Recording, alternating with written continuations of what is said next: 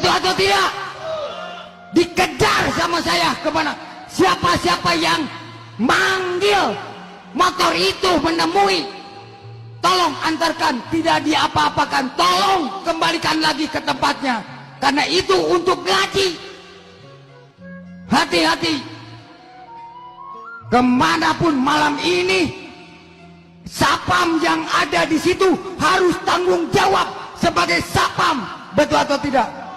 Sapam Panyawangan harus hati-hati di situ.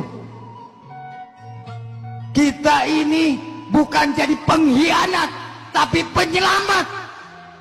Hati-hati. Nyaring kabeh nu aya di Bandung, Jawa Barat. Ini Gubron sampai sudah diinjak-injak kepala saya. Alhamdulillah ala ni'matillah. Sahabat beriman yang dimuliakan Allah Subhanahu wa taala, alhamdulillah kita bisa bertemu lagi pada channel ini.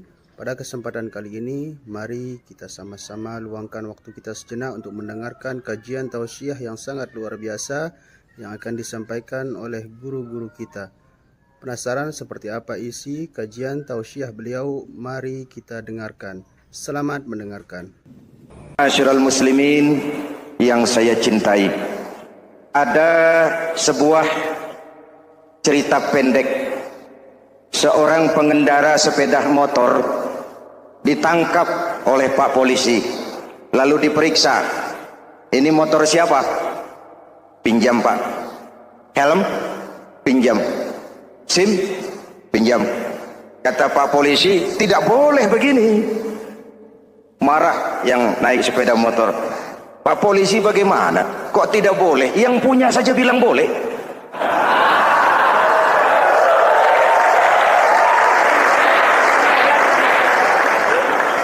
Cerita ini memberikan gambaran bagaimana masyarakat kita sekarang cenderung memboleh-bolehkan diri sendiri, melahirkan permissive society. Masyarakat serba boleh dengan ukuran sakarepe dewe. Itu sebabnya agama diturunkan. Dalam contoh yang indah, Rasul memberikan gambaran bahwa Islam ini bagaikan sebuah bangunan yang komponen pokoknya 5. Bunyal Islamu ala khamsin. Islam dibangun di atas 5 komponen pokok. Jadi kalau Islam ini ibarat bangunan, unsur penunjang pokoknya itu 5. Mari kita analogkan Islam dengan bangunan. Kalau saudara akan membangun rumah, sebelum pasang tiang, pasang genteng, pasang jendela, apa yang lebih dulu dibangun? Fondasi. Kalau Islam ibarat bangunan, fondasinya adalah syahadatu an la ilaha illallah wa anna muhammadar rasulullah. Ini fondasi. Jikalau kuat fondasi, aman bangunan. Jikalau rapuh fondasi, lentur dan luntur bangunan. Maka kuat atau tidak kuatnya bangunan Islam kita bergantung kepada keyakinan dasar tadi, fondasi. Saya bersaksi tidak ada Tuhan selain Allah, artinya saya tidak akan menyembah kecuali hanya kepada Allah. Orang yang benar fondasinya beres sujudnya. Kalau saya yakin tidak ada Tuhan selain Allah, saya tidak akan minta rezeki kecuali hanya kepada Allah. Orang yang benar fondasinya, giat bekerjanya, jauh dari tipu menipu, jauh dari renten, jauh dari riba, jauh dari korupsi, jauh dari judi. Keyakinan memberikan warna terhadap bentuk kepribadian. Kalau saya yakin tidak ada Tuhan selain Allah, saya tidak akan pernah takut kecuali hanya kepada Allah. Saya tidak akan melarikan persoalan kecuali hanya kepada Allah.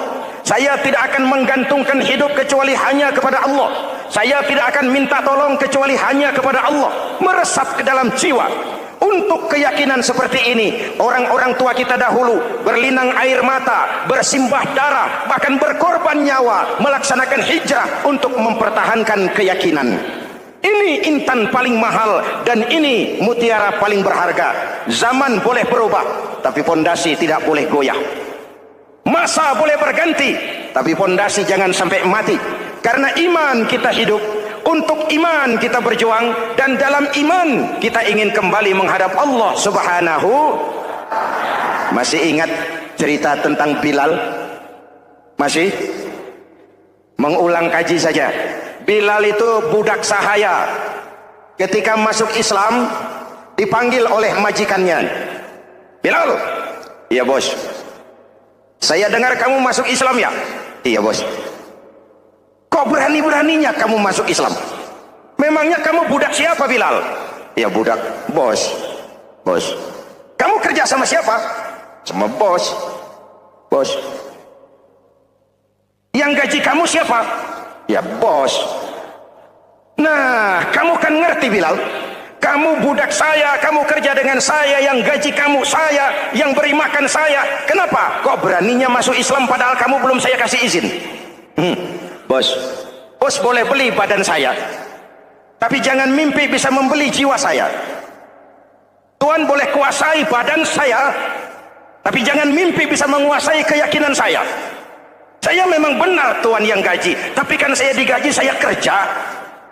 Kerja itu kewajiban saya, gaji itu hak saya. Soal keyakinan, jangan ikut campur bos.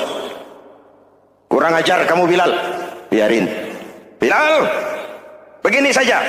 Kalau kau mau meninggalkan keyakinanmu, meninggalkan Allah Tuhanmu, kau akan kami merdekakan. Tapi kalau kau tetap dalam keyakinanmu, kamu akan saya siksa sampai mati. Bagaimana? Jangan mimpi bos. Lebih baik mati berkalang tanah daripada hidup bercermin bangkai. Biar saya gugur membela keyakinan daripada hidup jadi penjilat menjual akidah. Itu prinsip.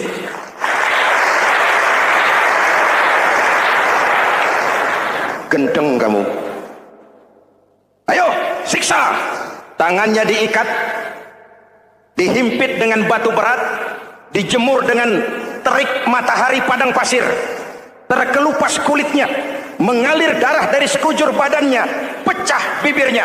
Ayo Bilal, tetap bertuhan Allah dan kau akan mati di sini, atau kembali ke agama lama, kau jadi merdeka. Dari bibir yang pecah itu cuma keluar Allahu Ahad. Bilal, budak badannya, merdeka jiwanya, maka namanya ditulis dengan tinta emas dalam sejarah. Kita zaman sekarang merdeka badan kita, tapi sering budak mental dan jiwa kita, maka sejarah tidak pernah mau mencatat kita.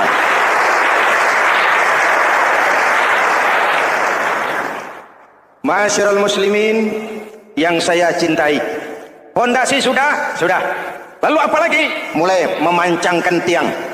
Tiangnya 5. Ada tiang namanya zuhur, asar, maghrib, subuh, isya. Tetapi agar bangunan menjadi kuat, ada tiang-tiang tambahan. Namanya rawatib dan nawafil. Rawatib itu ba'diyah atau qobliyah, nawafil itu di luar itu. Agar bangunan menjadi kuat, dibentuk pribadi lewat sholat. Apa filsafatnya? Pertama, sholat itu simbol penyerahan total kepada Allah. Kita ini sudah kontrak. Innallaha astara minal mu'minina anfusahum wa amwalahum bi anna lahumul jannah. Allah telah membeli dari orang-orang mukmin diri mereka, harta mereka, bagi mereka adalah surga. Penjual kita orang beriman, pembeli Allah, dagangannya amwal dan anfus, harganya adalah surga. Jelas? Penyerahan total itu dimulai dengan takbiratul ihram. Shalli fardal isya, Allahu akbar. Arahkan mata ke tempat kita sujud. Jangan lupa kalau sudah di atas, lupa dengan yang di bawah.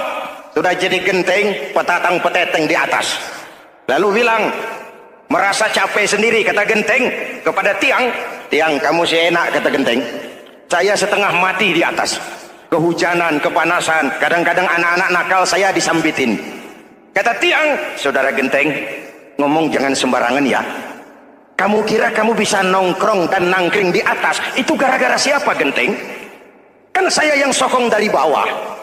Kamu jadi pejabat tinggi, jadi anggota ini, anggota itu. Kami rakyat yang angkat. Jangan sudah di atas kami ditekan. Jangan agama dijadikan topeng untuk kepentingan pribadi.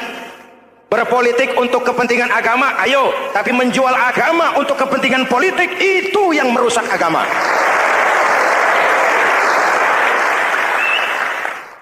Ini kan kita lagi prihatin, sedang meluncur kasus Bulog Gate 2. Innalillahi wa inna ilaihi raji'un. Kita lihat sajalah para petinggi kita sekarang bagaimana menyikapi hukum. Sebab saya dengar ada bargaining, orang takut teriak maling sapi karena DE maling wedus. Tidak berani teriak ada maling sapi karena dia maling kambing. Yang lain maling ayam, dikumpulin ternyata maling semua.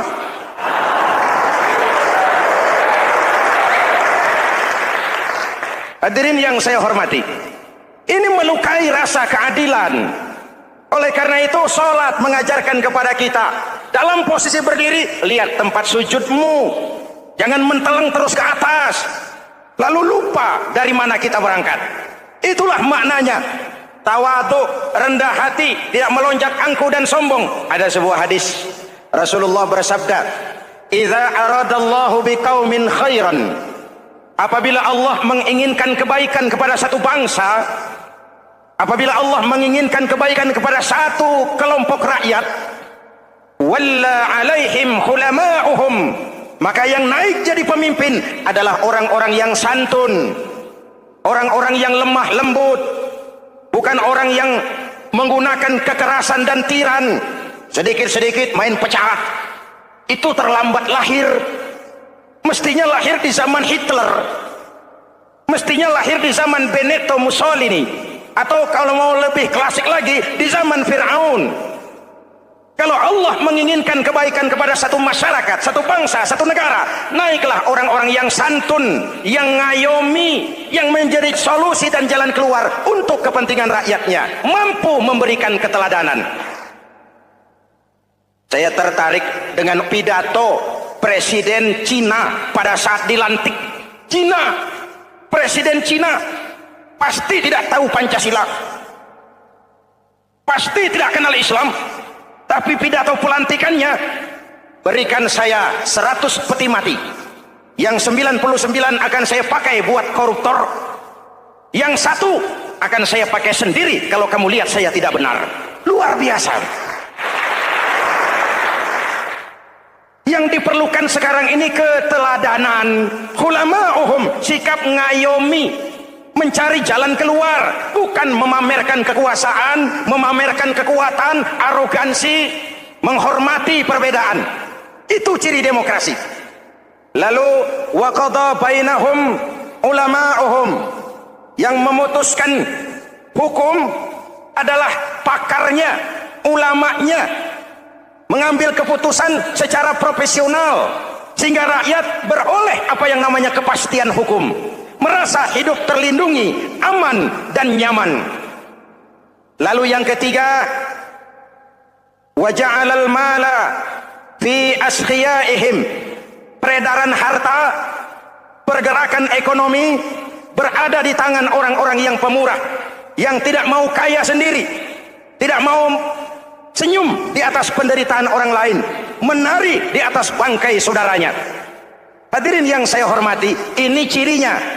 Tapi sebaliknya kata Nabi, wa idza aradallahu biqaumin syarran, apabila Allah menghendaki kejelekan, keburukan bagi satu bangsa, walla alaihim sufaha'uhum, yang naik jadi pemimpin orang-orang durjana, orang-orang kurang ajar, tapi dipoles dengan topeng yang bagus. Ini musim topeng. Musim apa? Topeng. Topeng itu apa perlunya? Menyembunyikan wajah asli. Sekarang ini Dracula berwajah Arjuna. Ini musim topeng. Kita rakyat harus hati-hati dan punya filter, mampu memilah dan memilih. Walla alaihim sufaha'uhum wa qada bainahum juhaluhum, yang memutuskan hukum, yang mengambil keputusan orang-orang bodoh. Wa ja'alal mala fi bukhalaihim, peredaran harta, peredaran ekonomi jatuh di tangan orang-orang yang bakhil, yang tidak punya konsep menciptakan kemakmuran yang merata bagi seluruh rakyat Indonesia. Oke, kita kembali kepada tiang. Ini kan lagi cerita tiang tadi ya. Kalau sedang berdiri, lihat tempat sujud, jangan menteleng terus ke atas. Terserang penyakit tamak bin rakus alias serakah. Nah, selesai. Anggota badan yang paling terhormat ini kepala. Ketika sujud, sama rendahnya dengan telapak kaki. Allahu Akbar, yang besar cuma Allah. Apa bedanya saya dengan saudara? Tidak ada, kecuali saya ngomong saudara dengerin. Kita sama-sama beribadah, sama-sama mencari nilai tambah di hadapan Allah. Apa saya lebih penting dari saudara? Belum tentu.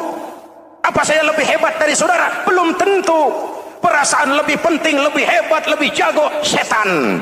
Jelas?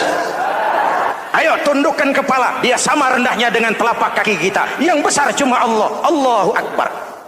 Lalu diakhiri dengan menebarkan salam. Assalamualaikum warahmatullahi. Assalamualaikum warahmatullahi. Menebarkan salam, mewujudkan rasa aman, damai, bukan menimbulkan keresahan. Hadirin yang saya hormati, ini karakteristik kita.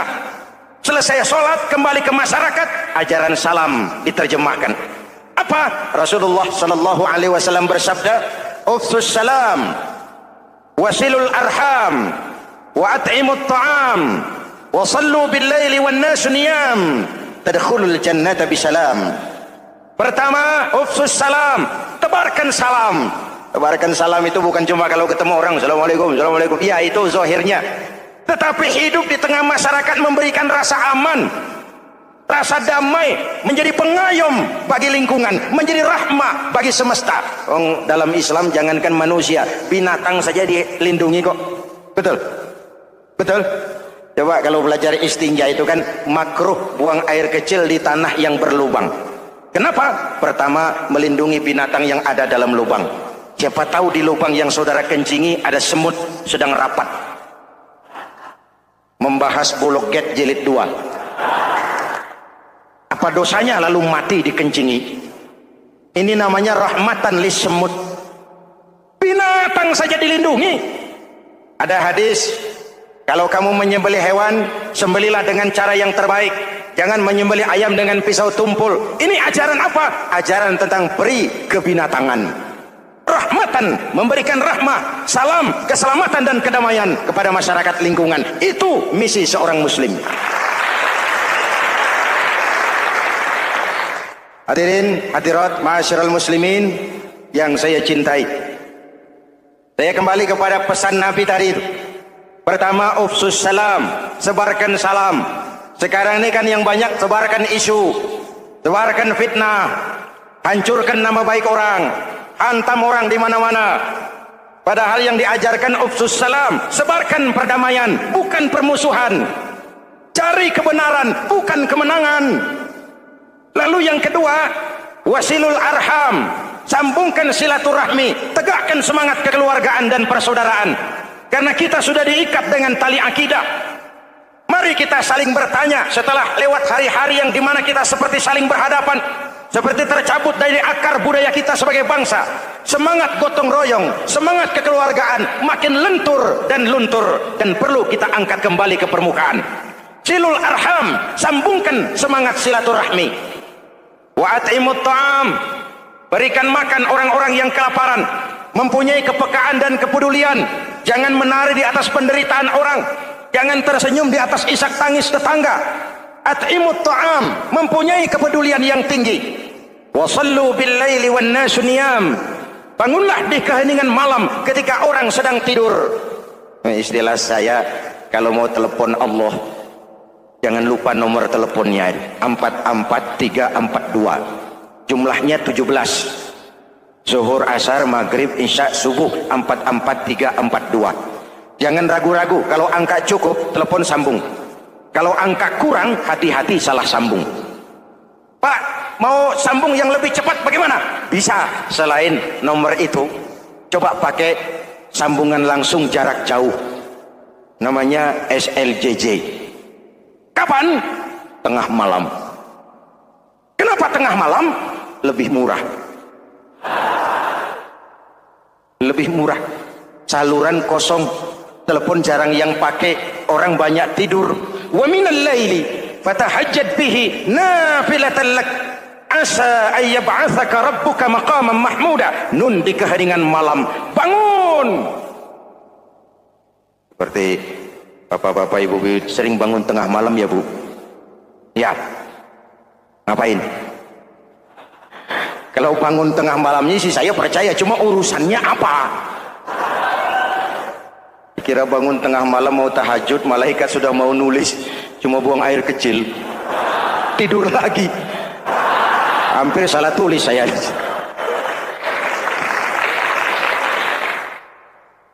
Baik, fondasi sudah Pak. Tiang siap. Lalu apa lagi? Rumah itu supaya ada batas, perlu pagar, dinding, tembok. Yang jadi batas, dinding, tembok, puasa. Asyamu junnatun. Puasa adalah dinding, benteng yang menyelamatkan manusia jangan sampai menyentuh wilayah lain. Ada batas-batas dan norma yang diindahkan. Selesai, tembok, dinding, selesai. Pagar, selesai. Lah rumah itu supaya bersih, kan harus ada kamar mandi, jendela, pintu yang fungsinya membersihkan zakat. Kalau dia zakatul mal, dia bersihkan harta kita. Kalau dia zakatul fitrah, dia bersihkan jiwa kita. Kalau dia zakatul tijarah, dia bersihkan bisnis kita. Kalau dia zakatul ma'adin, dia bersihkan barang tambang kita. Karena itu dalam kitab-kitab fikih dikatakan zakat itu adalah harta yang tu'khazu min aghniyaihim wa turaddu ila fuqaraihim. Kiai Haji Zainuddin Hamidi atau dikenal sebagai Kiai Haji Zainuddin MZ. Beliau lahir pada tanggal 2 Maret 1952. Kiai Haji Zainuddin MZ adalah seorang pemuka agama Islam di Indonesia yang populer melalui ceramahnya di radio dan televisi. Julukannya adalah Dai Berjuta Umat karena dakwahnya yang dapat menyentuh seluruh lapisan masyarakat. Dan ia pernah menjabat sebagai Ketua Umum Partai Bintang Reformasi, kemudian digantikan oleh Bursah Zarnubi. Kiai Haji Zainuddin MZ merupakan anak tunggal buah cinta pasangan Turmudzi dan Zainabun dari keluarga Betawi asli. Ayahnya yang pensiunan pegawai PLN adalah seorang yang taat beragama, sementara ibunya seorang ibu rumah tangga. Sejak umur 2 tahun, Kiai Haji Zainuddin MZ sudah ditinggal sang ayah. Untuk memenuhi kebutuhan hidupnya, sejak kecil Kiai Haji Zainuddin MZ sering membantu sang ibu untuk berjualan nasi uduk. Selama 6 tahun Kiai Haji Zainuddin MZ mengenyam pendidikan di bawah asuhan Kiai Haji Idam Syalid, ulama karismatik asal Kalimantan, sekaligus politisi ulung yang pernah menjabat sebagai Ketua MPR dan Ketua DPR pada periode 1971 sampai 1977. Kiai Haji Zainuddin MZ ini semakin dikenal masyarakat ketika ceramahnya mulai memasuki dunia rekaman. Kasetnya beredar bukan saja di seluruh pelosok Nusantara, tetapi juga ke beberapa negara Asia. Kiai Haji Zainuddin MZ pernah diangkat menjadi anggota Majelis Permusyawaratan Rakyat Republik Indonesia periode 1997 sampai 1999. Beliau pernah mengisi di suatu acara TV, seperti acara Tabligh Akbar Ramadan, Indosiar mulai dari tahun 2000 sampai tahun 2001. Acara TV pengantar sahur dan berbuka puasa, Indosiar dari tahun 1999 sampai 2002. Dakwah puasa acara TV SCTV dari tahun 1991 sampai 2001. Kiai Haji Zainuddin MZ meninggal dunia pada 5 Juli 2011 dalam perjalanan menuju Rumah Sakit Pusat Pertamina karena serangan jantung dan gula darah. Ia meninggal setelah sarapan bersama keluarga di rumahnya Gandaria 1, Kebayoran Baru, Jakarta Selatan. Itulah biografi singkat dari beliau. Mari kita kirimkan Al-Fatihah untuk beliau, Kiai Haji Zainuddin MZ. Jikalau kuat fondasi, aman bangunan. Jikalau rapuh fondasi, lentur dan luntur bangunan. Maka kuat atau tidak kuatnya bangunan Islam kita bergantung kepada keyakinan dasar tadi, fondasi. Saya bersaksi tidak ada Tuhan selain Allah, artinya saya tidak akan menyembah kecuali hanya kepada Allah. Orang yang benar fondasinya beres sujudnya. Kalau saya yakin tidak ada Tuhan selain Allah, saya tidak akan minta rezeki kecuali hanya kepada Allah.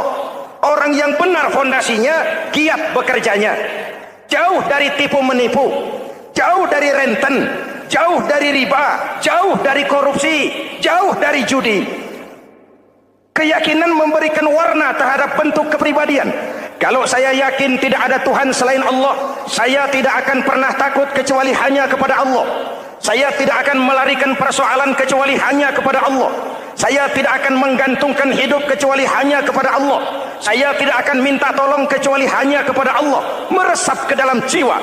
Untuk keyakinan seperti ini, orang-orang tua kita dahulu berlinang air mata, bersimbah darah, bahkan berkorban nyawa, melaksanakan hijrah untuk mempertahankan keyakinan. Ini intan paling mahal dan ini mutiara paling berharga. Zaman boleh berubah, tapi fondasi tidak boleh goyah. Masa boleh berganti, tapi fondasi jangan sampai mati. Karena iman kita hidup, untuk iman kita berjuang, dan dalam iman kita ingin kembali menghadap Allah Subhanahu. Masih ingat cerita tentang Bilal? Masih? Mengulang kaji saja. Bilal itu budak sahaya. Ketika masuk Islam, dipanggil oleh majikannya. Bilal, iya bos. Saya dengar kamu masuk Islam ya? Iya bos. Kok berani-beraninya kamu masuk Islam? Memangnya kamu budak siapa Bilal? Ya budak bos. Bos. Kamu kerja sama siapa? Sama bos. Bos. Yang gaji kamu siapa? Ya bos. Nah, kamu kan ngerti Bilal. Kamu budak saya, kamu kerja dengan saya, yang gaji kamu saya, yang beri makan saya. Kenapa? Kok beraninya masuk Islam padahal kamu belum saya kasih izin? Bos, bos boleh beli badan saya, tapi jangan mimpi bisa membeli jiwa saya. Tuhan boleh kuasai badan saya, tapi jangan mimpi bisa menguasai keyakinan saya. Saya memang benar Tuhan yang gaji, tapi kan saya digaji, saya kerja. Kerja itu kewajiban saya, gaji itu hak saya. Soal keyakinan, jangan ikut campur bos. Kurang ajar kamu Bilal. Biarin. Bilal, begini saja. Kalau kau mau meninggalkan keyakinanmu, meninggalkan Allah Tuhanmu, kau akan kami merdekakan. Tapi kalau kau tetap dalam keyakinanmu, kamu akan saya siksa sampai mati. Bagaimana? Jangan mimpi bos. Lebih baik mati berkalang tanah daripada hidup bercermin bangkai. Biar saya gugur membela keyakinan daripada hidup jadi penjilat menjual akidah. Itu prinsip. Subhanallah, sangat luar biasa kajian tausiah yang sudah disampaikan oleh guru kita.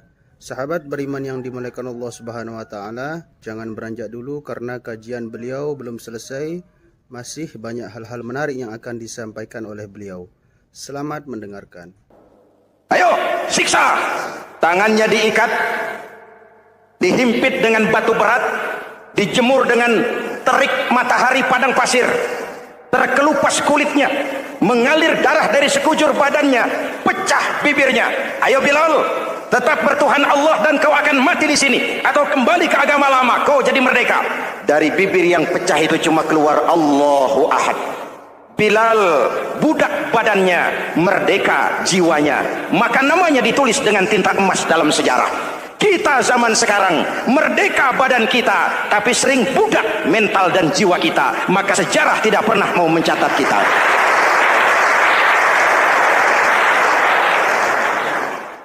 Masyarul muslimin yang saya cintai, fondasi sudah. Lalu apa lagi? Mulai memancangkan tiang. Tiangnya 5. Ada tiang namanya zuhur, asar, maghrib, subuh, isya. Tetapi agar bangunan menjadi kuat, ada tiang-tiang tambahan. Namanya rawatib dan nawafil. Rawatib itu ba'diyah atau qobliyah, nawafil itu di luar itu. Agar bangunan menjadi kuat, dibentuk pribadi lewat sholat. Apa filsafatnya? Pertama, sholat itu simbol penyerahan total kepada Allah. Kita ini sudah kontrak. Innallaha astara minal mu'minina anfusahum wa amwalahum bi anna lahumul jannah. Allah telah membeli dari orang-orang mukmin diri mereka, harta mereka, bagi mereka adalah surga. Penjual kita orang beriman, pembeli Allah, dagangannya amwal dan anfus, harganya adalah surga. Jelas? Penyerahan total itu dimulai dengan takbiratul ihram. Shalli fardal isya, Allahu akbar. Arahkan mata ke tempat kita sujud. Jangan lupa kalau sudah di atas, lupa dengan yang di bawah. Sudah jadi genteng, petatang peteteng di atas.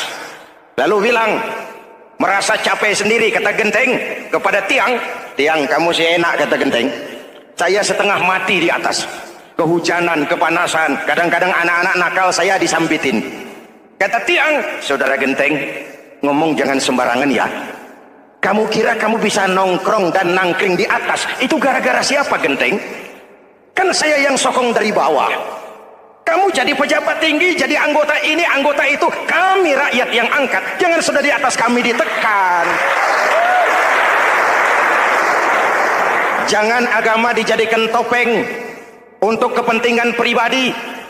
Berpolitik untuk kepentingan agama, ayo. Tapi menjual agama untuk kepentingan politik, itu yang merusak agama.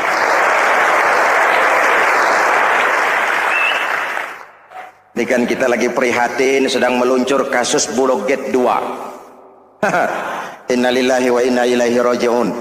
Kita lihat sajalah para petinggi kita sekarang bagaimana menyikapi hukum.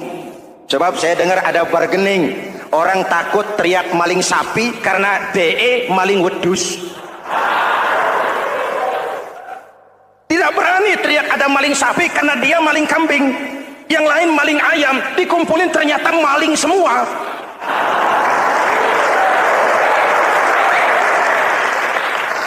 Hadirin yang saya hormati, ini melukai rasa keadilan.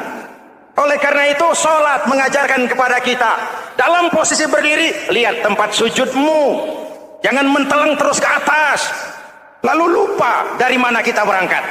Itulah maknanya tawadhu, rendah hati, tidak melonjak angkuh dan sombong. Ada sebuah hadis Rasulullah bersabda, idza aradallahu biqaumin khairan, apabila Allah menginginkan kebaikan kepada satu bangsa, apabila Allah menginginkan kebaikan kepada satu kelompok rakyat, walla alaihim hulama'uhum, maka yang naik jadi pemimpin adalah orang-orang yang santun, orang-orang yang lemah lembut, bukan orang yang menggunakan kekerasan dan tiran, sedikit-sedikit main pecat.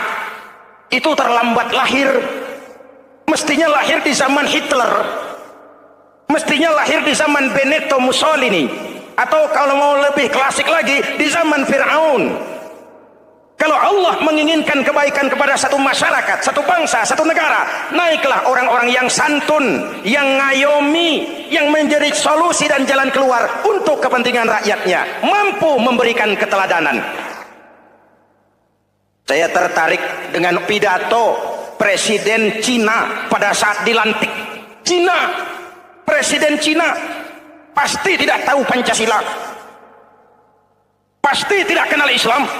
Tapi pidato pelantikannya, berikan saya 100 peti mati, yang 99 akan saya pakai buat koruptor, yang satu akan saya pakai sendiri kalau kamu lihat saya tidak benar. Luar biasa. Yang diperlukan sekarang ini keteladanan, hulama'uhum, sikap ngayomi, mencari jalan keluar, bukan memamerkan kekuasaan, memamerkan kekuatan, arogansi, menghormati perbedaan. Itu ciri demokrasi. Lalu wa qada bainahum ulama'uhum, yang memutuskan hukum adalah pakarnya, ulamanya, mengambil keputusan secara profesional sehingga rakyat beroleh apa yang namanya kepastian hukum, merasa hidup terlindungi, aman dan nyaman.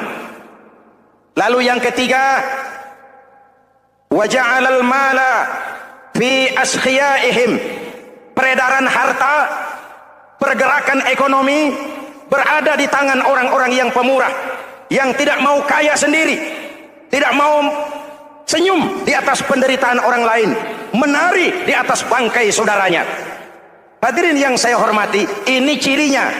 Tapi sebaliknya kata Nabi, wa idza aradallahu biqaumin syarran, apabila Allah menghendaki kejelekan, keburukan bagi satu bangsa, walla alaihim sufaha'uhum, yang naik jadi pemimpin orang-orang durjana, orang-orang kurang ajar, tapi dipoles dengan topeng yang bagus. Ini musim topeng. Musim apa? Topeng. Topeng itu apa perlunya? Menyembunyikan wajah asli. Sekarang ini Dracula berwajah Arjuna. Ini musim topeng. Kita rakyat harus hati-hati dan punya filter, mampu memilah dan memilih. Walla alaihim sufaha'uhum wa qada bainahum juhaluhum, yang memutuskan hukum, yang mengambil keputusan orang-orang bodoh. Wa ja'alal mala fi bukhalaihim, peredaran harta, peredaran ekonomi jatuh di tangan orang-orang yang bakhil, yang tidak punya konsep menciptakan kemakmuran yang merata bagi seluruh rakyat Indonesia. Oke, kita kembali kepada tiang. Ini kan lagi cerita tiang tadi ya. Kalau sedang berdiri, lihat tempat sujud, jangan menteleng terus ke atas. Terserang penyakit tamak bin rakus alias serakah. Nah, selesai. anggota badan yang paling terhormat ini kepala. Ketika sujud sama rendahnya dengan telapak kaki. Allahu Akbar, yang besar cuma Allah. Apa bedanya saya dengan saudara? Tidak ada, kecuali saya ngomong saudara dengerin. Kita sama-sama beribadah, sama-sama mencari nilai tambah di hadapan Allah. Apa saya lebih penting dari saudara? Belum tentu. Apa saya lebih hebat dari saudara? Belum tentu. Perasaan lebih penting, lebih hebat, lebih jago setan. Jelas? Ayo tundukkan kepala. Dia sama rendahnya dengan telapak kaki kita. Yang besar cuma Allah. Allahu Akbar. Lalu diakhiri dengan menebarkan salam. Assalamualaikum warahmatullahi. Assalamualaikum warahmatullahi. Menebarkan salam, mewujudkan rasa aman, damai, bukan menimbulkan keresahan. Hadirin yang saya hormati, ini karakteristik kita. Selesai sholat, kembali ke masyarakat, ajaran salam diterjemahkan. Apa? Rasulullah sallallahu alaihi wasallam bersabda, "Ufsus salam, wasilul arham, wa at'imut ta'am, wa sallu bil laili wan nasu niyam, tadkhulul jannata bisalam." Pertama, ufsus salam, tebarkan salam. Tebarkan salam itu bukan cuma kalau ketemu orang, assalamualaikum, assalamualaikum. Ya, itu zahirnya. Tetapi hidup di tengah masyarakat memberikan rasa aman, rasa damai, menjadi pengayom bagi lingkungan, menjadi rahmah bagi semesta. Dalam Islam jangankan manusia, binatang saja dilindungi kok. Betul? Betul? Coba kalau belajar istinja itu kan makruh buang air kecil di tanah yang berlubang. Kenapa? Pertama, melindungi binatang yang ada dalam lubang. Siapa tahu di lubang yang saudara kencingi ada semut sedang rapat membahas Bologet jilid 2. Apa dosanya lalu mati dikencingi? Ini namanya rahmatan lis semut. Binatang saja dilindungi. Ada hadis, kalau kamu menyembelih hewan, sembelilah dengan cara yang terbaik. Jangan menyembelih ayam dengan pisau tumpul. Ini ajaran apa? Ajaran tentang peri kebinatangan.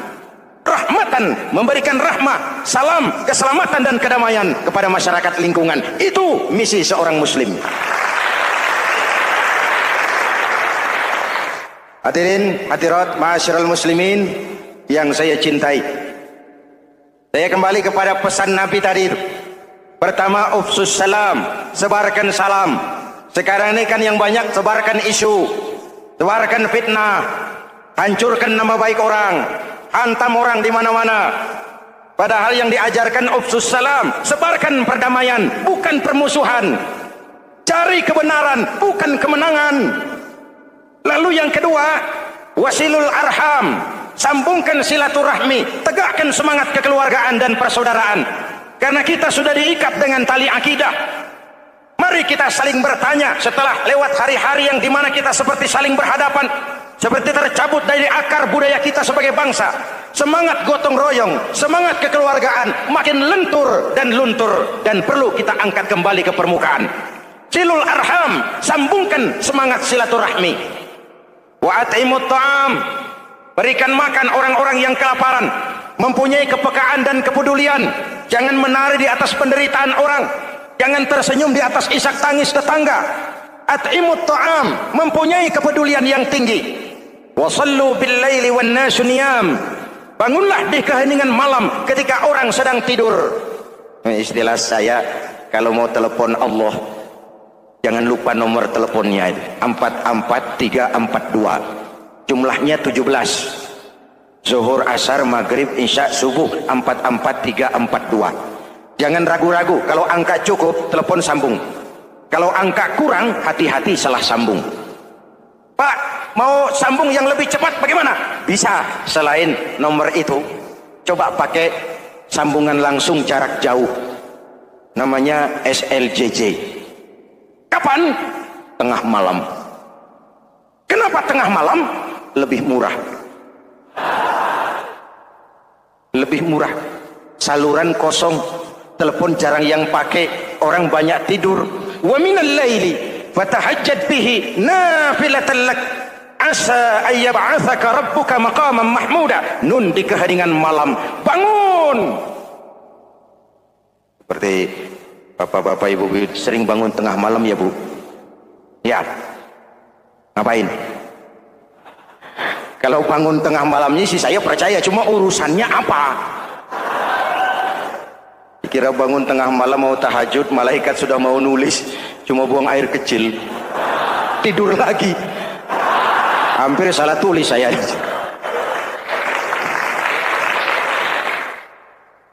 Baik, fondasi sudah Pak. Tiang siap. Lalu apa lagi? Nah, rumah itu supaya ada batas, perlu pagar, dinding, tembok. Yang jadi batas, dinding, tembok, puasa.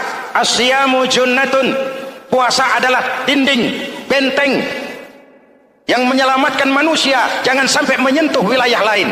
Ada batas-batas dan norma yang diindahkan. Selesai, tembok, dinding, selesai. Pagar, selesai. Lah rumah itu supaya bersih, kan harus ada kamar mandi, jendela, pintu. Yang fungsinya membersihkan zakat. Kalau dia zakatul mal, dia bersihkan harta kita. Kalau dia zakatul fitrah, dia bersihkan jiwa kita. Kalau dia zakatul tijarah, dia bersihkan bisnis kita. Kalau dia zakatul ma'adin, dia bersihkan barang tambang kita. Karena itu dalam kitab-kitab fikih dikatakan zakat itu adalah harta yang tu'khazu min aghniyaihim wa turaddu ila fuqaraihim. Jikalau kuat fondasi, aman bangunan. Jikalau rapuh fondasi, lentur dan luntur bangunan. Maka kuat atau tidak kuatnya bangunan Islam kita bergantung kepada keyakinan dasar tadi, fondasi. Saya bersaksi tidak ada Tuhan selain Allah, artinya saya tidak akan menyembah kecuali hanya kepada Allah. Orang yang benar fondasinya beres sujudnya. Kalau saya yakin tidak ada Tuhan selain Allah, saya tidak akan minta rezeki kecuali hanya kepada Allah. Orang yang benar fondasinya giat bekerjanya, jauh dari tipu menipu, jauh dari renten, jauh dari riba, jauh dari korupsi, jauh dari judi. Keyakinan memberikan warna terhadap bentuk kepribadian. Kalau saya yakin tidak ada Tuhan selain Allah, saya tidak akan pernah takut kecuali hanya kepada Allah. Saya tidak akan melarikan persoalan kecuali hanya kepada Allah. Saya tidak akan menggantungkan hidup kecuali hanya kepada Allah. Saya tidak akan minta tolong kecuali hanya kepada Allah. Meresap ke dalam jiwa. Untuk keyakinan seperti ini, orang-orang tua kita dahulu berlinang air mata, bersimbah darah, bahkan berkorban nyawa, melaksanakan hijrah untuk mempertahankan keyakinan. Ini intan paling mahal dan ini mutiara paling berharga. Zaman boleh berubah, tapi pondasi tidak boleh goyah. Masa boleh berganti, tapi pondasi jangan sampai mati. Karena iman kita hidup, untuk iman kita berjuang, dan dalam iman kita ingin kembali menghadap Allah Subhanahu. Masih ingat cerita tentang Bilal? Masih? Mengulang kaji saja. Bilal itu budak sahaya. Ketika masuk Islam, dipanggil oleh majikannya. Bilal, iya bos. Saya dengar kamu masuk Islam ya? Iya bos. Kok berani-beraninya kamu masuk Islam? Memangnya kamu budak siapa Bilal? Ya budak bos. Bos. Kamu kerja sama siapa?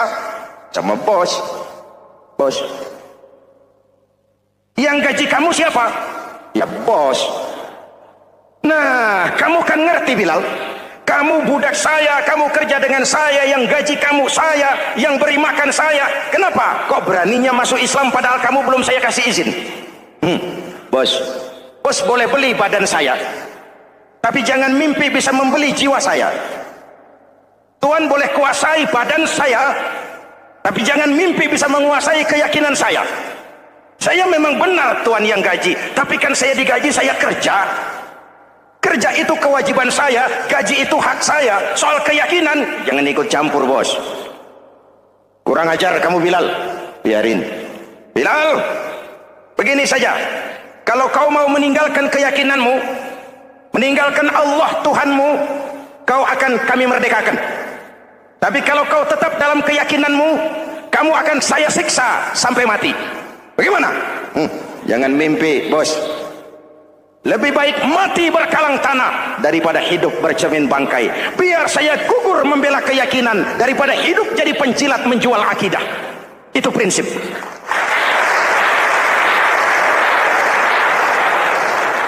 Gendeng kamu. Ayo, siksa. tangannya diikat, dihimpit dengan batu berat, dijemur dengan terik matahari padang pasir, terkelupas kulitnya, mengalir darah dari sekujur badannya, pecah bibirnya. Ayo Bilal, tetap bertuhan Allah dan kau akan mati di sini, atau kembali ke agama lama, kau jadi merdeka. Dari bibir yang pecah itu cuma keluar Allahu Ahad. Bilal, budak badannya, merdeka jiwanya, maka namanya ditulis dengan tinta emas dalam sejarah. Kita zaman sekarang merdeka badan kita, tapi sering budak mental dan jiwa kita, maka sejarah tidak pernah mau mencatat kita.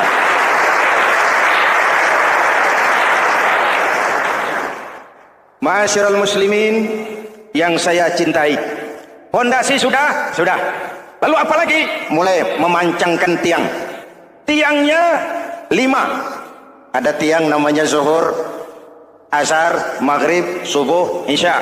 Tetapi agar bangunan menjadi kuat, ada tiang-tiang tambahan, namanya rawatib dan nawafil. Rawatib itu ba'diyah atau qobliyah, nawafil itu di luar itu. Agar bangunan menjadi kuat, dibentuk pribadi lewat sholat. Apa filsafatnya? Pertama, sholat itu simbol penyerahan total kepada Allah. Kita ini sudah kontrak. Innallaha astara minal mu'minina anfusahum wa amwalahum bi anna lahumul jannah. Allah telah membeli dari orang-orang mukmin diri mereka, harta mereka, bagi mereka adalah surga. Penjual kita orang beriman, pembeli Allah, dagangannya amwal dan anfus, harganya adalah surga. Jelas? Penyerahan total itu dimulai dengan takbiratul ihram. Shalli fardal isya, Allahu akbar. Arahkan mata ke tempat kita sujud. Jangan lupa kalau sudah di atas, lupa dengan yang di bawah. Sudah jadi genteng, petatang peteteng di atas. Lalu bilang, merasa capek sendiri, kata genteng kepada tiang. Tiang, kamu sih enak, kata genteng. Saya setengah mati di atas. Kehujanan, kepanasan, kadang-kadang anak-anak nakal saya disambitin. Kata tiang, saudara genteng, ngomong jangan sembarangan ya. Kamu kira kamu bisa nongkrong dan nangkring di atas, itu gara-gara siapa genteng? Kan saya yang sokong dari bawah. Kamu jadi pejabat tinggi, jadi anggota ini, anggota itu. Kami rakyat yang angkat, jangan sudah di atas kami ditekan. Jangan agama dijadikan topeng untuk kepentingan pribadi. Berpolitik untuk kepentingan agama, ayo. Tapi menjual agama untuk kepentingan politik, itu yang merusak agama.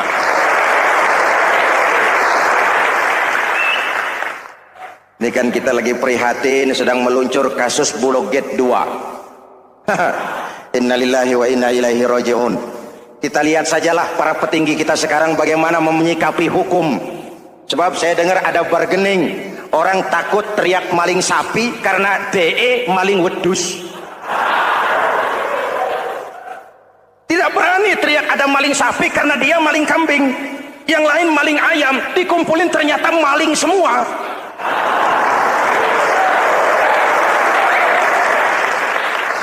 Hadirin yang saya hormati, ini melukai rasa keadilan. Oleh karena itu sholat mengajarkan kepada kita dalam posisi berdiri, lihat tempat sujudmu, jangan menteleng terus ke atas lalu lupa dari mana kita berangkat.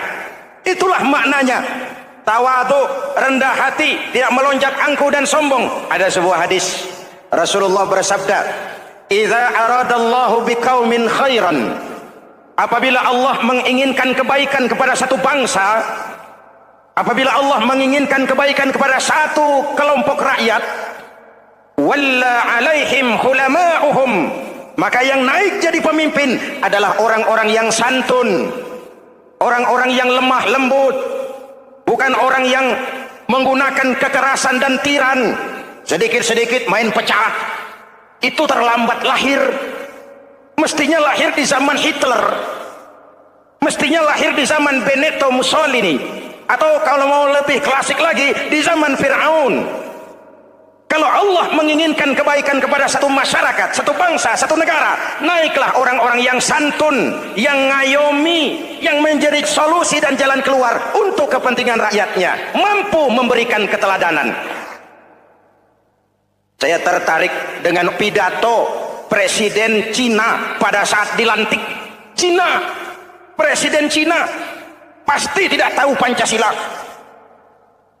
pasti tidak kenal Islam, tapi pidato pelantikannya, berikan saya 100 peti mati, yang 99 akan saya pakai buat koruptor, yang satu akan saya pakai sendiri kalau kamu lihat saya tidak benar. Luar biasa. Yang diperlukan sekarang ini keteladanan, hulama'uhum, sikap ngayomi, mencari jalan keluar, bukan memamerkan kekuasaan, memamerkan kekuatan, arogansi, menghormati perbedaan. Itu ciri demokrasi. Lalu wa qadha bainahum ulama'uhum, yang memutuskan hukum adalah pakarnya, ulamanya, mengambil keputusan secara profesional sehingga rakyat beroleh apa yang namanya kepastian hukum, merasa hidup terlindungi, aman dan nyaman. Lalu yang ketiga, wa ja'alal mala fi askhiyaihim, peredaran harta, pergerakan ekonomi berada di tangan orang-orang yang pemurah, yang tidak mau kaya sendiri, tidak mau senyum di atas penderitaan orang lain, menari di atas bangkai saudaranya. Hadirin yang saya hormati, ini cirinya. Tapi sebaliknya kata Nabi, wa idza aradallahu biqaumin syarran, apabila Allah menghendaki kejelekan, keburukan bagi satu bangsa, walla alaihim sufahauhum, yang naik jadi pemimpin orang-orang durjana, orang-orang kurang ajar, tapi dipoles dengan topeng yang bagus. Ini musim topeng. Musim apa? Topeng. Topeng itu apa perlunya? Menyembunyikan wajah asli.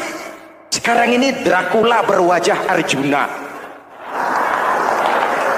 Ini musim topeng. Kita rakyat harus hati-hati dan punya filter, mampu memilah dan memilih. Walla alaihim sufahauhum wa qada bainahum juhaluhum, yang memutuskan hukum, yang mengambil keputusan orang-orang bodoh. Wa ja'alal mala fi bukhalaihim, peredaran harta, peredaran ekonomi jatuh di tangan orang-orang yang bakhil, yang tidak punya konsep menciptakan kemakmuran yang merata bagi seluruh rakyat Indonesia.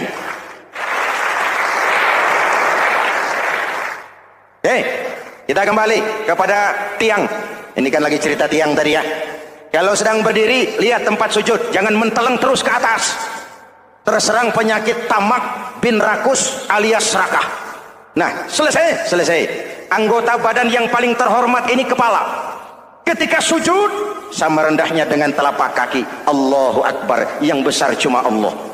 Apa bedanya saya dengan saudara? Tidak ada, kecuali saya ngomong saudara dengerin. Kita sama-sama beribadah, sama-sama mencari nilai tambah di hadapan Allah. Apa saya lebih penting dari saudara? Belum tentu. Apa saya lebih hebat dari saudara? Belum tentu. Perasaan lebih penting, lebih hebat, lebih jago, setan. Jelas? Ayo tundukkan kepala. Dia sama rendahnya dengan telapak kaki kita. Yang besar cuma Allah. Allahu Akbar. Lalu diakhiri dengan menebarkan salam. Assalamualaikum warahmatullah. Assalamualaikum warahmatullah. Menebarkan salam, mewujudkan rasa aman, damai, bukan menimbulkan keresahan. Hadirin yang saya hormati, ini karakteristik kita. Selesai sholat, kembali ke masyarakat, ajaran salam diterjemahkan. Apa? Rasulullah Shallallahu Alaihi Wasallam bersabda, "Ufsus salam, wasilul arham, wa at'imut ta'am, wa sallu bil laili wan nasu niyam, tadkhulul jannata bisalam." Pertama, ufsus salam, tebarkan salam. Tebarkan salam itu bukan cuma kalau ketemu orang, assalamualaikum, assalamualaikum. Ya, itu zahirnya. Tetapi hidup di tengah masyarakat memberikan rasa aman, rasa damai, menjadi pengayom bagi lingkungan, menjadi rahmah bagi semesta. Dalam Islam jangankan manusia, binatang saja dilindungi kok. Betul? Betul? Coba kalau belajar istinja itu kan makruh buang air kecil di tanah yang berlubang. Kenapa? Pertama, melindungi binatang yang ada dalam lubang. Siapa tahu di lubang yang saudara kencingi ada semut sedang rapat membahas Bulog Gate jilid 2. Apa dosanya lalu mati dikencingi? Ini namanya rahmatan lissemut. Binatang saja dilindungi. Ada hadis, kalau kamu menyembelih hewan, sembelilah dengan cara yang terbaik. Jangan menyembelih ayam dengan pisau tumpul. Ini ajaran apa? Ajaran tentang peri kebinatangan. Rahmatan, memberikan rahmah, salam, keselamatan dan kedamaian kepada masyarakat lingkungan. Itu misi seorang muslim. Hadirin, hadirat, ma'asyiral muslimin yang saya cintai. Saya kembali kepada pesan Nabi tadi itu. Pertama, ufsus salam, sebarkan salam. Sekarang ini kan yang banyak sebarkan isu, sebarkan fitnah, hancurkan nama baik orang, hantam orang di mana-mana. Padahal yang diajarkan ufsus salam, sebarkan perdamaian, bukan permusuhan. Cari kebenaran, bukan kemenangan. Lalu yang kedua, wasilul arham, sambungkan silaturahmi, tegakkan semangat kekeluargaan dan persaudaraan. Karena kita sudah diikat dengan tali akidah. Mari kita saling bertanya setelah lewat hari-hari yang dimana kita seperti saling berhadapan, seperti tercabut dari akar budaya kita sebagai bangsa. Semangat gotong royong, semangat kekeluargaan makin lentur dan luntur, dan perlu kita angkat kembali ke permukaan. Silul arham, sambungkan semangat silaturahmi. Wa at'imut ta'am, berikan makan orang-orang yang kelaparan, mempunyai kepekaan dan kepedulian. Jangan menari di atas penderitaan orang, jangan tersenyum di atas isak tangis tetangga. At'imut ta'am, mempunyai kepedulian yang tinggi. Wa sallu bil laili wan nasu niyam, bangunlah di keheningan malam ketika orang sedang tidur. Istilah saya, kalau mau telepon Allah, jangan lupa nomor teleponnya, 44342, jumlahnya 17. Zuhur, asar, maghrib, isya, subuh, 44342. Jangan ragu-ragu, kalau angka cukup telepon sambung, kalau angka kurang hati-hati salah sambung. Pak, mau sambung yang lebih cepat bagaimana? Bisa, selain nomor itu coba pakai sambungan langsung jarak jauh, namanya SLJJ. Kapan? Tengah malam. Kenapa tengah malam? Lebih murah. Lebih murah. Saluran kosong, telepon jarang yang pakai, orang banyak tidur. Wa minal laili fatahajjad bihi nafilatan lak asa ay yab'atsaka rabbuka maqaman mahmuda. Nun, di keheningan malam bangun. Seperti bapak-bapak, ibu-ibu sering bangun tengah malam ya, Bu? Iya. Ngapain? Kalau bangun tengah malamnya sih saya percaya, cuma urusannya apa? Kira bangun tengah malam mau tahajud, malaikat sudah mau nulis, cuma buang air kecil, tidur lagi. Hampir salah tulis saya.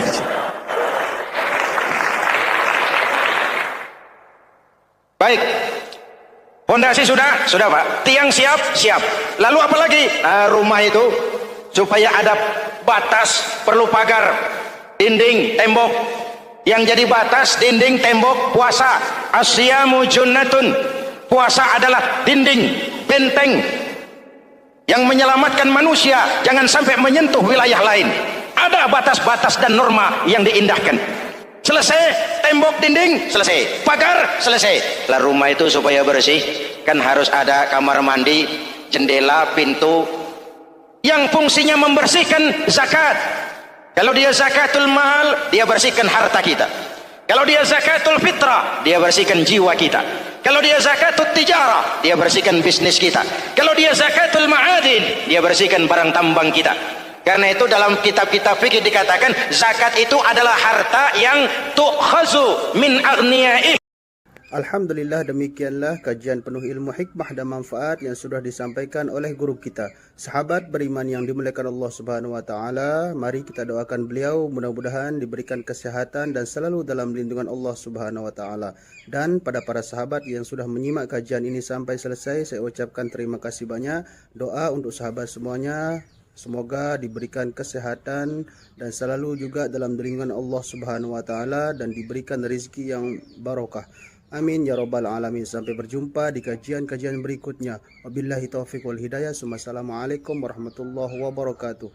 Setelah kita mendengarkan bersama kajian yang sangat luar biasa dari guru kita Al-Maghfurullah Kiai Haji Zainuddin MZ, sekarang mari kita lanjutkan aktivitas kita masing-masing. Semoga apa yang sudah disampaikan oleh beliau menjadi ilmu yang bermanfaat dalam kehidupan kita sehari-hari.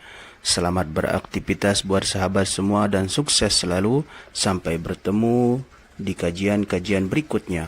Wassalamualaikum warahmatullahi wabarakatuh. Betul atau tidak? Dikejar sama saya kemana? Siapa-siapa yang manggil motor itu menemui, tolong antarkan, tidak diapa-apakan, tolong kembalikan lagi ke tempatnya, karena itu untuk gaji. Hati-hati.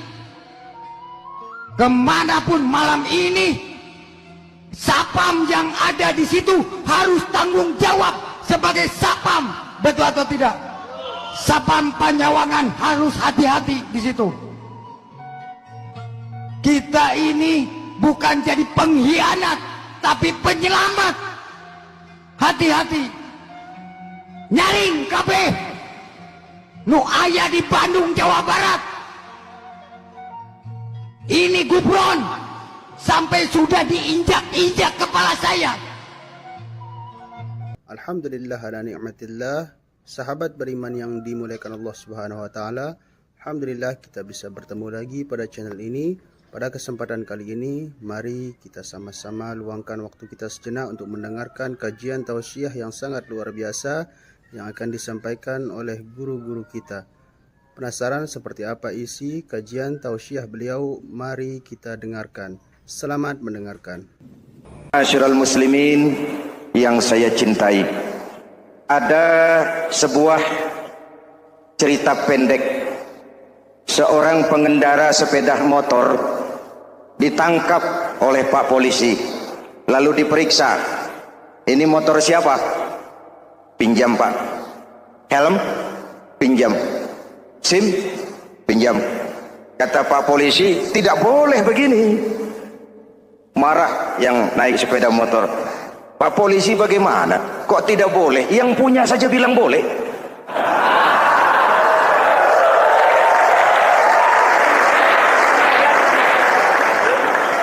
Cerita ini memberikan gambaran bagaimana masyarakat kita sekarang cenderung memboleh-bolehkan diri sendiri, melahirkan permissive society. Masyarakat serba boleh dengan ukuran sakarepe dewe. Itu sebabnya agama diturunkan. Dalam contoh yang indah, Rasul memberikan gambaran bahwa Islam ini bagaikan sebuah bangunan yang komponen pokoknya 5. Bunyal Islamu ala khamsin. Islam dibangun di atas 5 komponen pokok. Jadi kalau Islam ini ibarat bangunan, unsur penunjang pokoknya itu 5. Mari kita analogkan Islam dengan bangunan. Kalau saudara akan membangun rumah, sebelum pasang tiang, pasang genteng, pasang jendela, apa yang lebih dulu dibangun? Fondasi. Kalau Islam ibarat bangunan, fondasinya adalah syahadatu an la ilaha illallah wa anna muhammadar rasulullah. Ini fondasi. Jikalau kuat fondasi, aman bangunan. Jikalau rapuh fondasi, lentur dan luntur bangunan. Maka kuat atau tidak kuatnya bangunan Islam kita bergantung kepada keyakinan dasar tadi, fondasi. Saya bersaksi tidak ada Tuhan selain Allah, artinya saya tidak akan menyembah kecuali hanya kepada Allah. Orang yang benar fondasinya beres sujudnya. Kalau saya yakin tidak ada Tuhan selain Allah, saya tidak akan minta rezeki kecuali hanya kepada Allah. Orang yang benar fondasinya, giat bekerjanya, jauh dari tipu menipu, jauh dari renten, jauh dari riba, jauh dari korupsi, jauh dari judi. Keyakinan memberikan warna terhadap bentuk kepribadian. Kalau saya yakin tidak ada Tuhan selain Allah, saya tidak akan pernah takut kecuali hanya kepada Allah.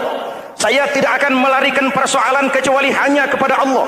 Saya tidak akan menggantungkan hidup kecuali hanya kepada Allah. Saya tidak akan minta tolong kecuali hanya kepada Allah, meresap ke dalam jiwa.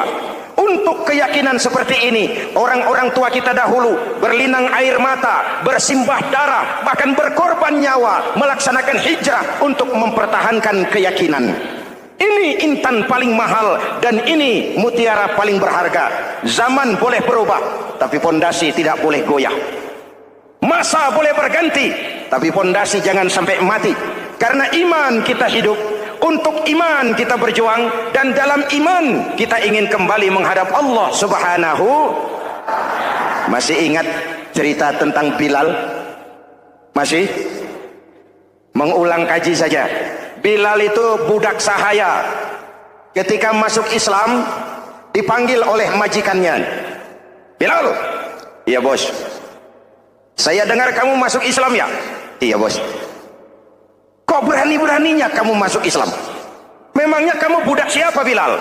Ya budak bos. Bos. Kamu kerja sama siapa? Sama bos. Bos. Yang gaji kamu siapa? Ya bos. Nah, kamu kan ngerti Bilal. Kamu budak saya, kamu kerja dengan saya, yang gaji kamu saya, yang beri makan saya. Kenapa? Kok beraninya masuk Islam padahal kamu belum saya kasih izin? Bos, bos boleh beli badan saya, tapi jangan mimpi bisa membeli jiwa saya. Tuhan boleh kuasai badan saya, tapi jangan mimpi bisa menguasai keyakinan saya. Saya memang benar Tuhan yang gaji, tapi kan saya digaji, saya kerja. Kerja itu kewajiban saya, gaji itu hak saya. Soal keyakinan, jangan ikut campur bos. Kurang ajar kamu Bilal. Biarin. Bilal, begini saja. Kalau kau mau meninggalkan keyakinanmu, meninggalkan Allah Tuhanmu, kau akan kami merdekakan. Tapi kalau kau tetap dalam keyakinanmu, kamu akan saya siksa sampai mati. Bagaimana? Jangan mimpi bos. Lebih baik mati berkalang tanah daripada hidup bercermin bangkai. Biar saya gugur membela keyakinan daripada hidup jadi penjilat menjual akidah. Itu prinsip.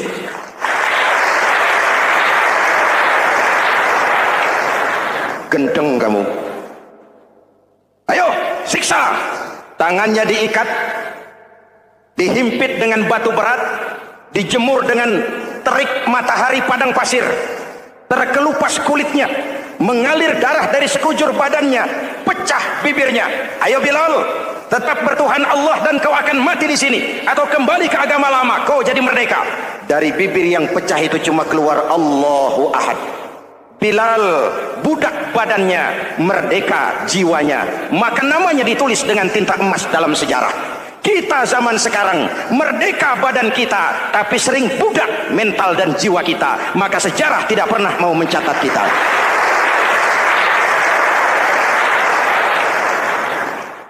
Masyarul muslimin yang saya cintai, fondasi sudah. Lalu apa lagi? Mulai memancangkan tiang. Tiangnya 5. Ada tiang namanya zuhur, asar, maghrib, subuh, isya. Tetapi agar bangunan menjadi kuat, ada tiang-tiang tambahan. Namanya rawatib dan nawafil. Rawatib itu ba'diyah atau qobliyah, nawafil itu di luar itu. Agar bangunan menjadi kuat, dibentuk pribadi lewat sholat. Apa filsafatnya? Pertama, sholat itu simbol penyerahan total kepada Allah. Kita ini sudah kontrak. Inna Allah astara minal mu'minina anfusahum wa amwalahum bi anna lahumul jannah. Allah telah membeli dari orang-orang mukmin diri mereka, harta mereka, bagi mereka adalah surga. Penjual kita orang beriman, pembeli Allah, dagangannya amwal dan anfus, harganya adalah surga. Jelas? Penyerahan total itu dimulai dengan takbiratul ihram. Shalli fardal isya, Allahu akbar. Arahkan mata ke tempat kita sujud. Jangan lupa kalau sudah di atas, lupa dengan yang di bawah. Sudah jadi genteng, petatang peteteng di atas. Lalu bilang, merasa capek sendiri, kata genteng kepada tiang. Tiang, kamu sih enak, kata genteng. Saya setengah mati di atas. Kehujanan, kepanasan, kadang-kadang anak-anak nakal saya disambitin. Kata tiang, saudara genteng, ngomong jangan sembarangan ya. Kamu kira kamu bisa nongkrong dan nangkring di atas, itu gara-gara siapa genteng? Kan saya yang sokong dari bawah. Kamu jadi pejabat tinggi, jadi anggota ini, anggota itu. Kami rakyat yang angkat. Jangan sudah di atas kami ditekan. Jangan agama dijadikan topeng untuk kepentingan pribadi. Berpolitik untuk kepentingan agama, ayo. Tapi menjual agama untuk kepentingan politik, itu yang merusak agama.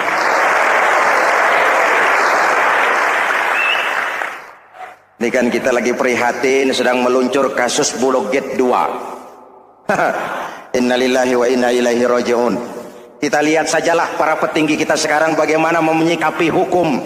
Sebab saya dengar ada bargaining, orang takut teriak maling sapi karena DE maling wedus. Tidak berani teriak ada maling sapi karena dia maling kambing. Yang lain maling ayam, dikumpulin ternyata maling semua.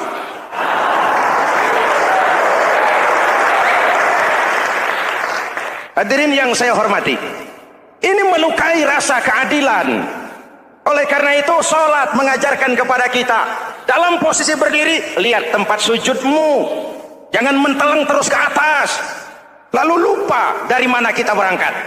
Itulah maknanya tawadhu, rendah hati, tidak melonjak angkuh dan sombong. Ada sebuah hadis Rasulullah bersabda, idza aradallahu biqaumin khairan, apabila Allah menginginkan kebaikan kepada satu bangsa, apabila Allah menginginkan kebaikan kepada satu kelompok rakyat, walla alaihim khulama'uhum, maka yang naik jadi pemimpin adalah orang-orang yang santun, orang-orang yang lemah lembut, bukan orang yang menggunakan kekerasan dan tiran, sedikit-sedikit main pecah.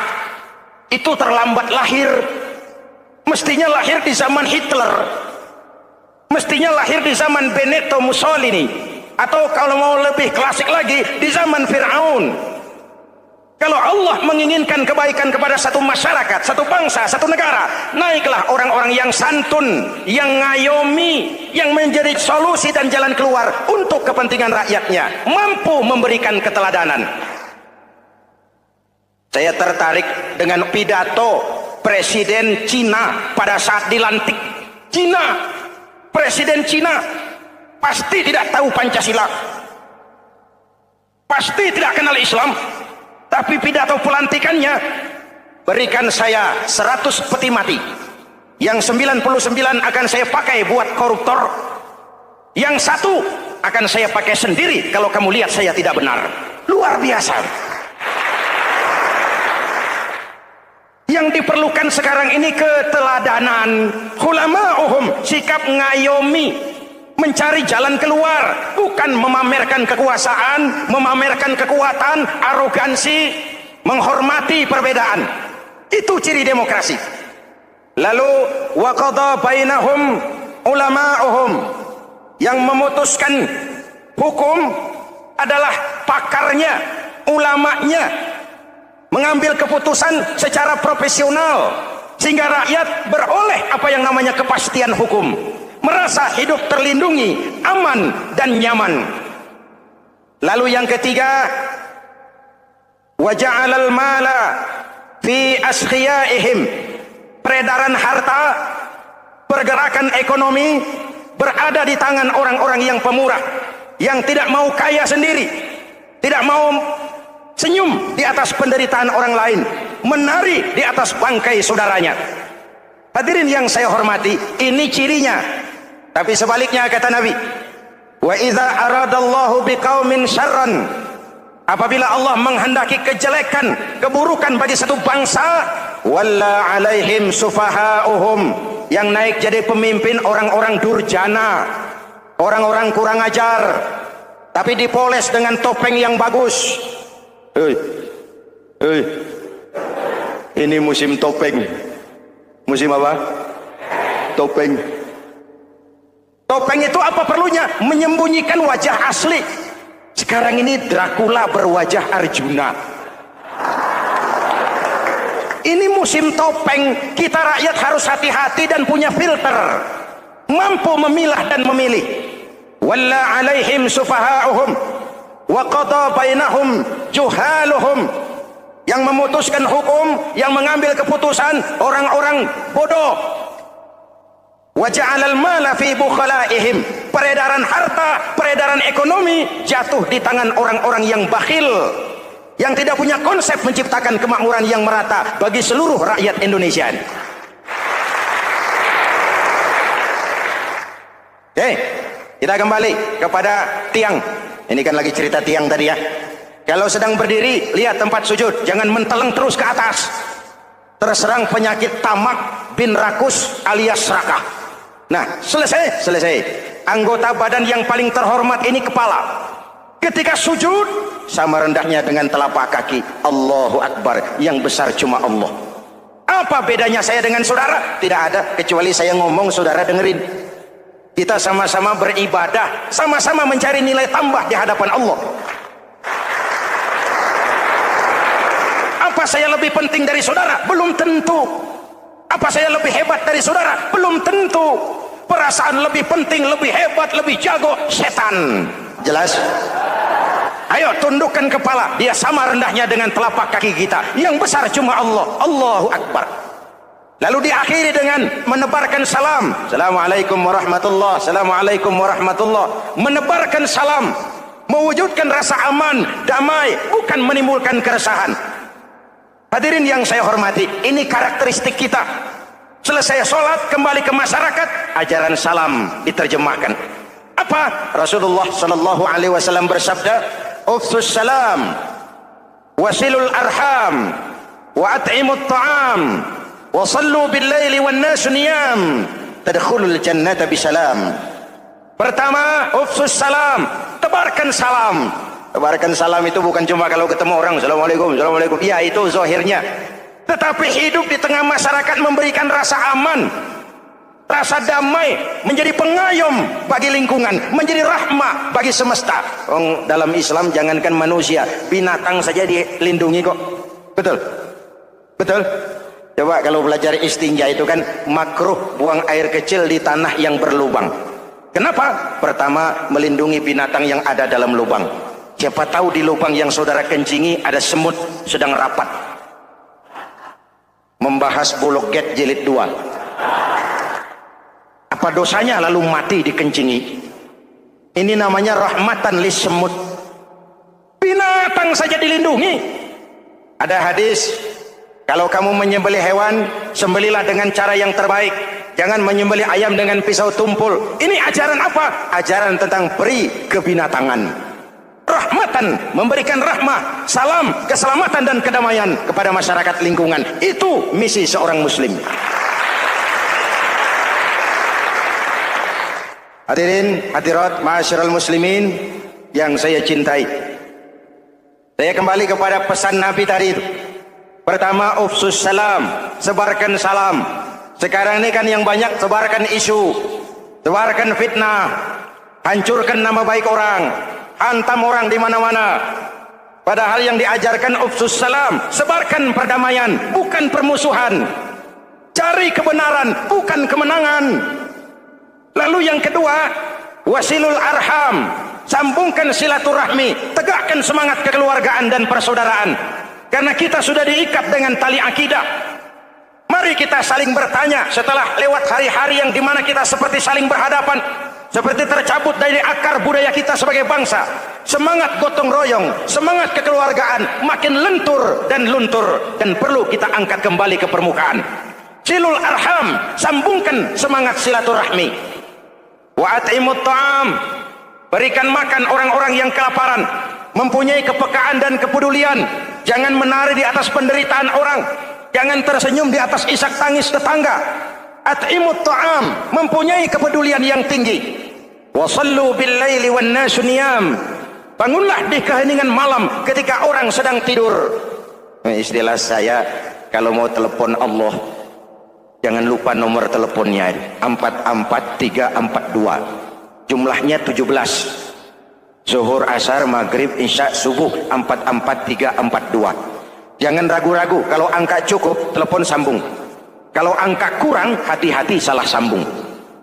Pak, mau sambung yang lebih cepat bagaimana? Bisa, selain nomor itu, coba pakai sambungan langsung jarak jauh. Namanya SLJJ. Kapan? Tengah malam. Kenapa tengah malam? Lebih murah. Lebih murah. Saluran kosong, telepon jarang yang pakai, orang banyak tidur. Wa minal laili fatahajjad bihi nafilatan lak asa ay yab'atsaka rabbuka maqaman mahmuda. Nun di keheningan malam, bangun. Seperti bapak-bapak ibu-ibu sering bangun tengah malam ya Bu? Ya. Ngapain? Kalau bangun tengah malamnya sih saya percaya, cuma urusannya apa? Kira bangun tengah malam mau tahajud, malaikat sudah mau nulis, cuma buang air kecil, tidur lagi. Hampir salah tulis saya.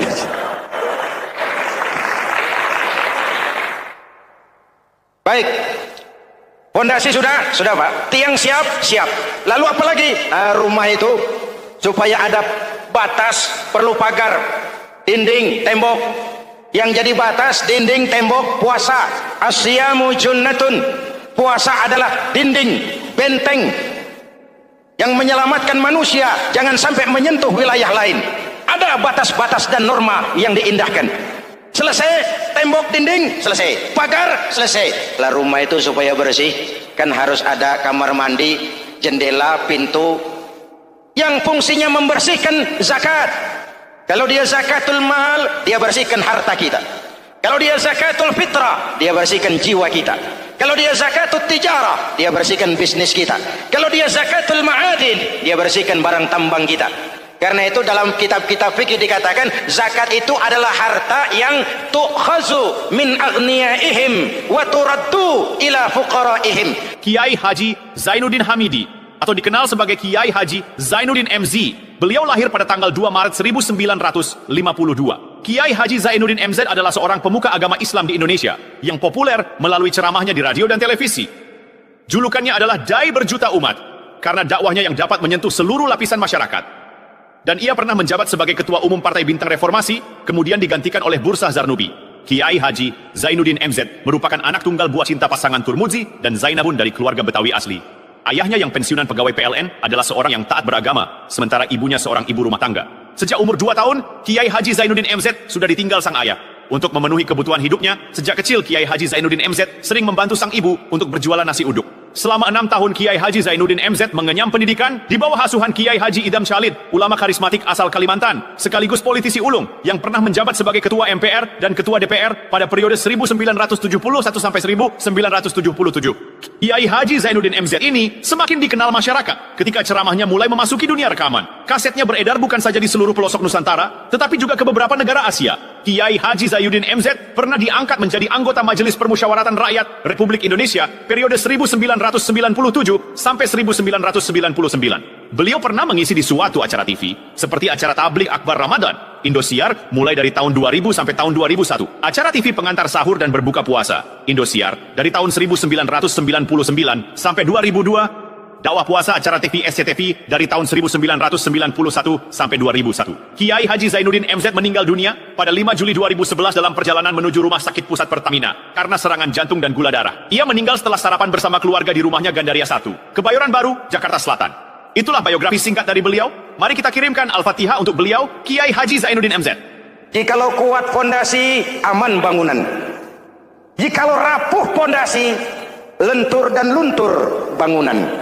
Maka kuat atau tidak kuatnya bangunan Islam kita bergantung kepada keyakinan dasar tadi, fondasi. Saya bersaksi tidak ada Tuhan selain Allah, artinya saya tidak akan menyembah kecuali hanya kepada Allah. Orang yang benar fondasinya beres sujudnya. Kalau saya yakin tidak ada Tuhan selain Allah, saya tidak akan minta rezeki kecuali hanya kepada Allah. Orang yang benar fondasinya giat bekerjanya, jauh dari tipu menipu, jauh dari renten, jauh dari riba, jauh dari korupsi, jauh dari judi.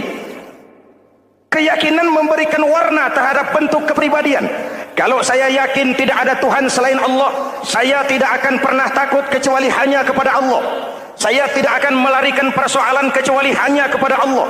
Saya tidak akan menggantungkan hidup kecuali hanya kepada Allah. Saya tidak akan minta tolong kecuali hanya kepada Allah. Meresap ke dalam jiwa. Untuk keyakinan seperti ini, orang-orang tua kita dahulu berlinang air mata, bersimbah darah, bahkan berkorban nyawa, melaksanakan hijrah untuk mempertahankan keyakinan.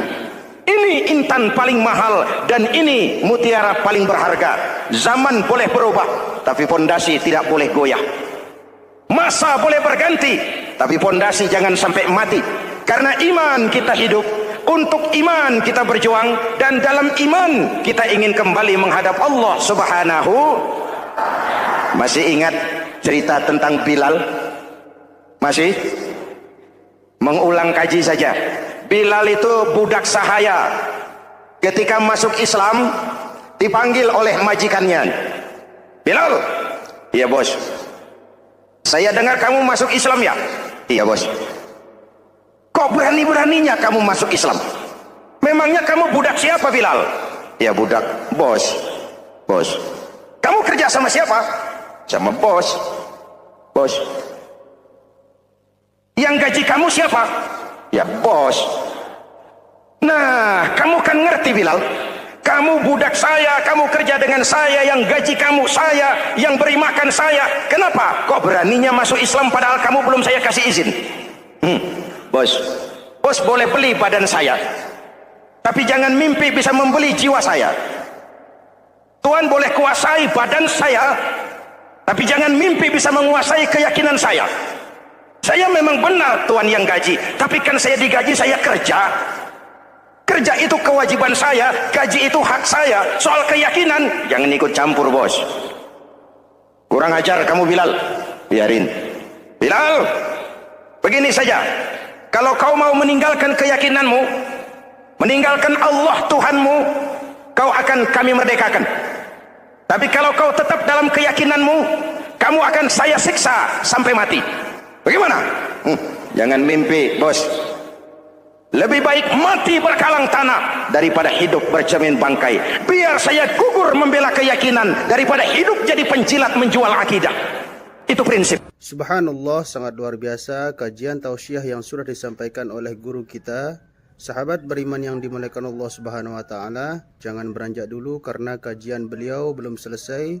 Masih banyak hal-hal menarik yang akan disampaikan oleh beliau. Selamat mendengarkan.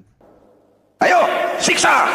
Tangannya diikat, dihimpit dengan batu berat, dijemur dengan terik matahari padang pasir, terkelupas kulitnya, mengalir darah dari sekujur badannya, pecah bibirnya. Ayo Bilal, tetap bertuhan Allah dan kau akan mati di sini, atau kembali ke agama lama, kau jadi merdeka. Dari bibir yang pecah itu cuma keluar Allahu Ahad. Bilal budak badannya, merdeka jiwanya, maka namanya ditulis dengan tinta emas dalam sejarah. Kita zaman sekarang merdeka badan kita, tapi sering budak mental dan jiwa kita, maka sejarah tidak pernah mau mencatat kita.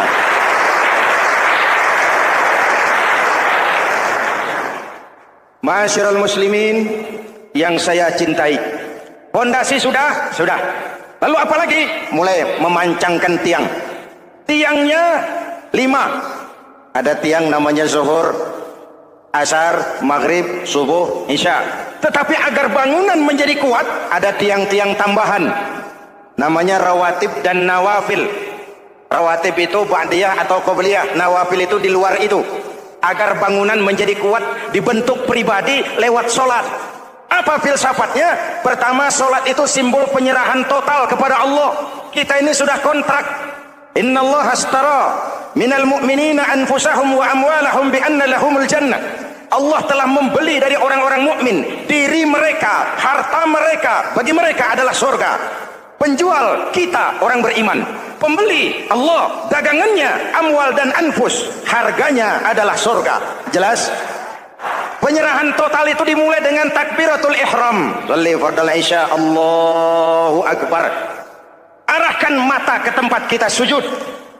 Jangan lupa kalau sudah di atas, lupa dengan yang di bawah. Sudah jadi genteng, petatang peteteng di atas. Lalu bilang, merasa capek sendiri, kata genteng kepada tiang. Tiang, kamu sih enak, kata genteng. Saya setengah mati di atas. Kehujanan, kepanasan, kadang-kadang anak-anak nakal saya disambitin. Kata tiang, saudara genteng, ngomong jangan sembarangan ya. Kamu kira kamu bisa nongkrong dan nangkring di atas? Itu gara-gara siapa, Genteng? Kan saya yang sokong dari bawah. Kamu jadi pejabat tinggi, jadi anggota ini, anggota itu. Kami rakyat yang angkat. Jangan sudah di atas kami ditekan. Jangan agama dijadikan topeng untuk kepentingan pribadi. Berpolitik untuk kepentingan agama, ayo. Tapi menjual agama untuk kepentingan politik, itu yang merusak agama.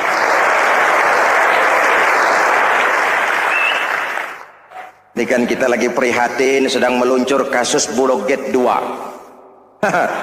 Innalillahi wa inna ilaihi raji'un. Kita lihat sajalah para petinggi kita sekarang bagaimana menyikapi hukum. Sebab saya dengar ada bargaining. Orang takut teriak maling sapi karena DE maling wedus. Tidak berani teriak ada maling sapi karena